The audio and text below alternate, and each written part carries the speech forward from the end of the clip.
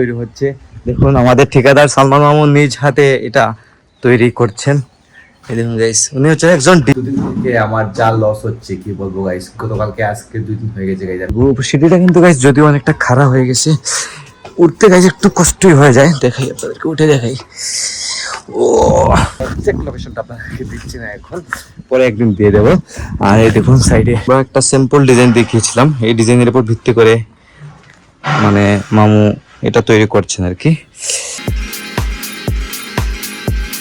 Hello guys, welcome to my new blog. কেমন আছেন আপনারা সবাই? আশা করছি আপনারা সবাই ভালো আছেন, আমিও ভালো আছি। আজকে শুরু করছি নতুন আর একটি ভিডিও নিয়ে। আপনারা অবশ্যই ভিডিওর শেষ অবধি সাথে থাকবেন। আর গাইজ, আপনারা এখন পর্যন্ত যারা আমার চ্যানেলটিকে সাবস্ক্রাইব করেননি, অবশ্যই ভিডিওতে লাইক কমেন্ট করে চ্যানেলটিকে সাবস্ক্রাইব করে আমার সাথে থাকবেন। কারণ গাইজ, আপনাদের প্রচুর প্রচুর প্রচুর সাপোর্টের প্রয়োজন। আমি কিন্তু রেগুলার ব্লগ আপলোড করে যাচ্ছি। রেগুলার বলতে গাইজ, প্রতি একদিন পর পর সকাল 9টায় আমার চ্যানেলে ব্লগ আসছে। আপনারা জানেন সবাই, আপনারা অনেকেই আমার ভিডিও দেখেন আর অনেকেই দেখেন না। যারা দেখেন না গাইজ, অবশ্যই সাবস্ক্রাইব করে আমার সাথে থাকবেন। আশা করছি নেক্সট ব্লগগুলোও আপনাদের আরো ভালো লাগবে। তো আমাকে বেশি বেশি করে সাপোর্ট করে আমার সাথে থাকবেন। আর গাইজ, এদিকে মা আসছেন, দেখুন দেখে দেখো। গাইজ দেখুন, আমাদের ঘরে ঠাকুরের কাজই সব সময় চলে। প্রথমে হচ্ছে ঠাকুরের কাজ, ঠিক আছে গাইজ? ঠাকুর ছাড়া তো গাইজ দুনিয়াতে কেউ নেই, আমাদের গোপাল ছাড়া। এটা হচ্ছে গাইজ গোপালের ভোগ দিয়ে সন্ধ্যার নাস্তা মানিয়ে আসেন। ওদিকে সন্ধ্যা হয়ে গেছে, আমি এখন ব্লগটা স্টার্ট করছি। এই কটা বাজে দেখুন আপনাদেরকে দেখে, এটা হচ্ছে মায়ের ফোন, 8:22 বাজে। তো আমি এখন ব্লগটা স্টার্ট করছি। দিনে গাইস অনেক ব্যস্ত থাকে, আসলে বলতে কি ঘুম থেকে উঠেই গাইস অনেক ব্যস্ততা হয়ে ব্যস্ত হয়ে পড়ি গাইস, অটোমেটিকলি হয়ে পড়ি আসলে গাইস। জীবন তো এরকমই চলে গাইস, ফ্রি থাকা যাবে না, কিন্তু এভাবেই চলবে। যাই হোক, তো আপনারা অবশ্যই ভিডিওর শেষ অবধি সাথে থাকবেন। তো guys, good morning, this is next day morning guys. 2 দিন থেকে আমার যা লস হচ্ছে কি বলবো গাইস, গতকালকে আজকে 2 দিন হয়ে গেছে গাইস। আমি ওয়ার্কআউট করতে যেতে পারি নাই, কারণ হচ্ছে গাইস একটাই, যে আমি ঘুম থেকে উঠতে পারি নাই। তো অ্যালার্ম বাজে ঠিকই গাইস, কিন্তু উঠতে পারি না। এদিকে মা আমাকে ডাকেন না গাইস, যে ঘুম দুটার জন্য, যে একটু বলবেন যে একটু উঠো তাড়াতাড়ি। দেখলাই না আমি আরে, হ্যাঁ না তুমি তো উঠবাই নাই, তা উড়া মত গাইস। মা জানে না, মা ডাকতে হয় না গাইস আমাকে কোনোদিনই। তো মা, আমি উঠবো কি না, যাবো কি না, মা এটা একটু কনফিউশন ছিল, আমাকে ডাকেন নাই। তো আমি গাইস কি বলবো, আমার শরীরে কিন্তু অশান্তি শুরু হয়ে যায় ওয়ার্কআউটে না গেলে। কিছু করার নেই গাইস, এখন টাইম ওভার হয়ে গেছে, এখন কিও লাভ নেই, অন্য কাজ তো আছে। কাজ তো গাইস আমার একটা না। আমি ব্রেকফাস্ট করবো গাইস। ব্রেকফাস্টে আছে আজকে মিষ্টি আলু, তারপর হচ্ছে এটা অটস আর দইটা গাইস ওর থেকে অলরেডি খাওয়া হয়ে গেছে, সবাই খেয়ে নিয়েছেন। সবার লাস্টে গাইস আজকে আমি উঠেছি, আমিও খাবো। দেখুন দইটা এখানে ঢেলে আমার ব্রেকফাস্টটা রেডি করলাম সকালের। গাইস দই দিয়ে খাওয়াটা কিন্তু খুবই ভালো গাইস, হেলথের জন্য খুবই বেস্ট কিন্তু এই ব্রেকফাস্টটা। এখন এখানে 1 চামচ মধু দেবো, মধুটা দিয়ে রেডি করে নিব আমার ব্রেকফাস্ট আর কি। এখন আমি ব্ল্যাক কফি নিচ্ছি এদিকে। আর গাইস দেখুন আমার ঘরের সব কিছু গাইস গুছানো, মশারি অনেক তুললাম গাইস, মশারি টুশারি কিছু তোলা হয়নি গাইস, মশারিটা তুলতে হবে। টাইম গাইস অনেক লেট হয়ে গেছে, কি বলবো গাইস, অনেক লেট হয়ে গেছে। 2 দিন থেকে অনেক লেট হয়ে যাচ্ছে, যেটা গাইস মেনে নিতে পারি না কোনো সময়। আমি তো গাইস লেট করে ওঠার মতো লোক আমি না গাইস। একমাত্র আমি ছুটির দিনে একটু লেট করে উঠি, যেদিন আমার কোনো কাজ থাকে না। খুব বেশি আমার খারাপ লাগে গাইস, যেটা এরকম মাটিটাকে ঠাকুর করে পুজো দিচ্ছেন।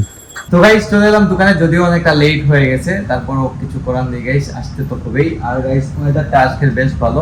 ইদানিং গাইস প্রায় প্রতিদিনই বৃষ্টি হয়ে যাচ্ছে, হয় রাত্রে না হয় সকালে। বৃষ্টি গাইস প্রতিদিন হচ্ছেই ইদানিং।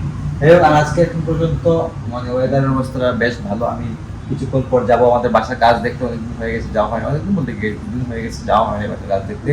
তো এখন আমি বের হবো, গিয়ে দেখে আসছি ওরা কি করছে না করছে বাসার কাজে, আর আপনাদের সাথেও পারলে কিছুটা শেয়ার করে দেবো।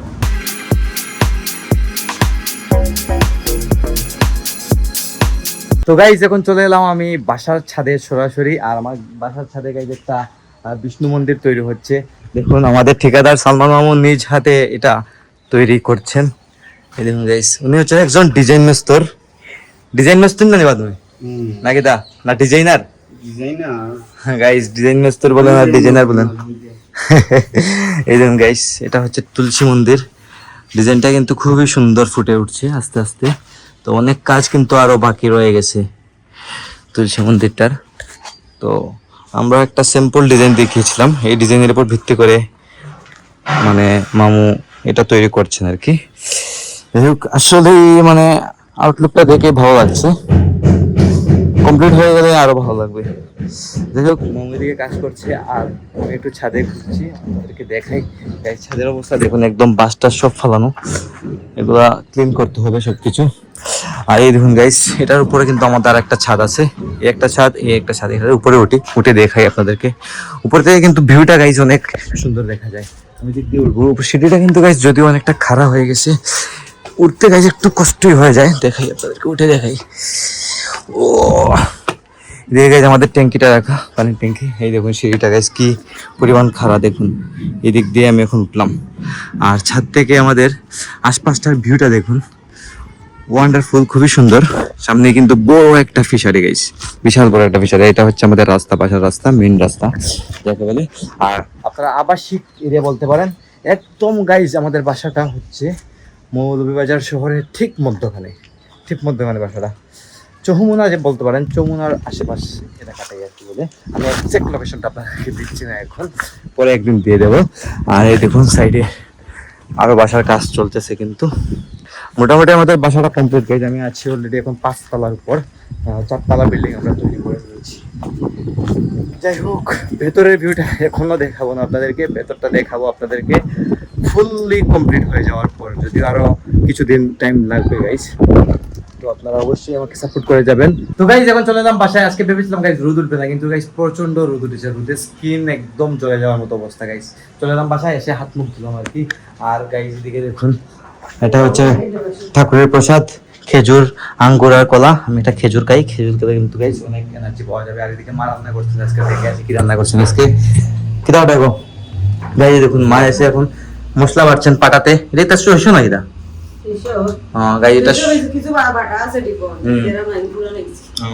শস্যগুলো কিন্তু মা একসাথে বেটে রেখে দেন, তো আবার মাঝে মধ্যে গাইজ এরকম পিষে আবার দেন আর কি। মানে একটু পুরান হয়ে গেলে এটা ইউজ করেন না মা রান্নাতে। শস্যগুলো বাড়ছেন, পাঠাতে পারছেন আর কি। এদিকে সবকিছু রেডি করে রেখেছেন, আজকে কি রান্না হবে না হবে অবশ্যই আপনাদের সাথে আমি শেয়ার করবো লাঞ্চের সময়। তো গাইজ এখন মায়ের রান্না কমপ্লিট, আর এদিকে লাঞ্চও গাইজ রেডি হয়ে গেছে। মা এদিকে সবকিছু সার্ভ করে দিয়েছেন। আর আজকে রান্না হয়েছে গাইজ দেখুন, এটা হচ্ছে আলু দিয়ে মাছ দিয়ে তরকারি, ইলিশ মাছ দিয়ে তরকারি। তারপর হচ্ছে শুটকি ভর্তা, এটা হচ্ছে করলা ভর্তা, আর এটা হচ্ছে কুমড়া দিয়ে তরকারি করেছেন। এখন খাওয়া দাওয়া করবো, অনেক খিদা হয়ে গেছে গাইজ। টাইম অলরেডি দেখুন 4:30 বেজে গেছে। খাওয়া দাওয়া করে আবার ভিডিও এডিটিং শুরু করতে হবে, সকাল 9টায় টাইমলি ব্লগ আসছে। আর আজকের ব্লগটি আমি এখানে এন্ড করে দিচ্ছি। আপনারা আমাকে ফলো করতে চাইলে আমার ফেসবুক ইনস্টাগ্রামে ফলো করতে পারেন। আমার ফেসবুক ইনস্টাগ্রাম লিংক নিচে ডেসক্রিপশনে পেয়ে যাবেন। অ্যান্ড আই হোপ আজকে ভিডিওটি আপনাদের ভালো লেগেছে। ভিডিওটি ভালো লাগলে অবশ্যই লাইক করবেন, কমেন্ট করবেন, শেয়ার করবেন এবং চ্যানেলে নতুন হলে সাবস্ক্রাইব করে আমাকে সাপোর্ট করবেন। দেখা হচ্ছে নেক্সট ভিডিওতে, ততক্ষণ ভালো থাকুন, সুস্থ থাকুন। Thank you so much for watching.